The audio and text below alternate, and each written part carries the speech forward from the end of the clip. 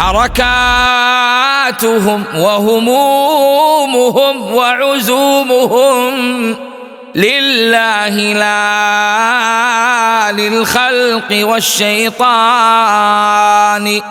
نعم الرفيق لطالب السبل التي تفضي إلى الخيرات والإحسان تفضي إلى الخيرات والإحسان. Bismillah, alhamdulillah, wa salatu wa salam ala rasulillah. Assalamu alaikum wa rahmatullahi wa barakatuh. Brothers and sisters, I pray that you're all well and in the best of health. Quick video, inshallah, and the intent is to teach you all how to make wudhu according to the sunnah. Many people pray salah, however, the actual prayer may not be accepted due to the fact that the Prophet ﷺ says in authentic hadith, or kama qala Nabi ﷺ, La salata illa minat-tawwabeena. La salata illa minat-tawwabeena. There is no prayer except with purification. And in order for you to be purified, you have to make ablution according to the way the Prophet ﷺ made ablution. And it's known in many narrations from them, Ali ibn Abi Talib, he stated and he said, when he was in Kufa, he called the people, as-salatu jami'ah, as-salatu jami'ah. He called all the people and gathered them together, and he said, the reason I have gathered you here today is to teach you how to make wudu the way I saw the Prophet ﷺ make wudu. And he taught all of those that were gathered around him.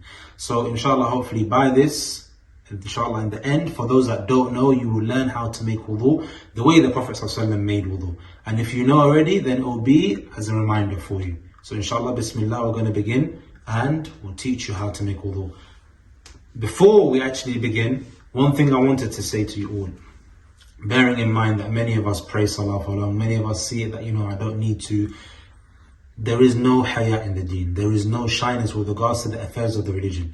If you don't know and you're 50 years old, you're 30 years old, then it's your chance to learn. All of us are here to learn how to literally implement the sunnah, so therefore we can get closer to Allah Jalla Jalaluhu. And that's the way we should do it. Bismillah. Okay, so now we're here.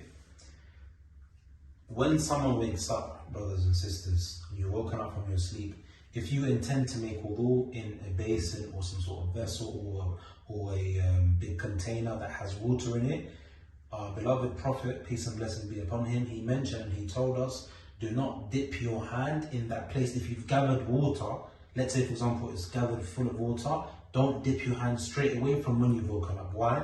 Because of the authentic hadith, لا يدري أحدكم أين باتت يده. None of you know where your hand has been that night.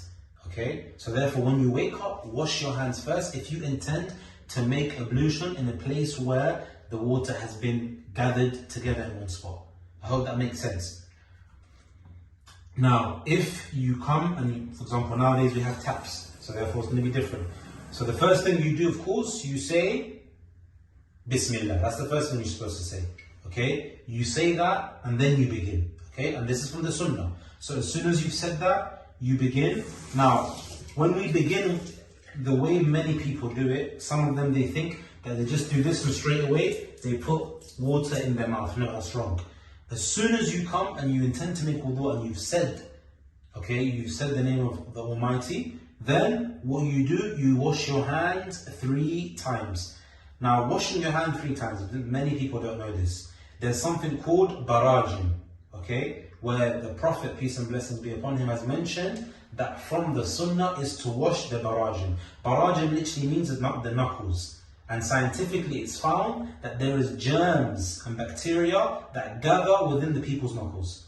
So when you wash your hands and you get the water, you wash it of course 3 times, okay? You wash it 3 times up until your wrist, okay? So you wash it 3 times up until your wrist, but along with washing the barajim, with the knuckles. So you wash within them. So this is, for example, we said the name of the Almighty and we begin. So 1, okay, washing the barajim, 2, okay, 3.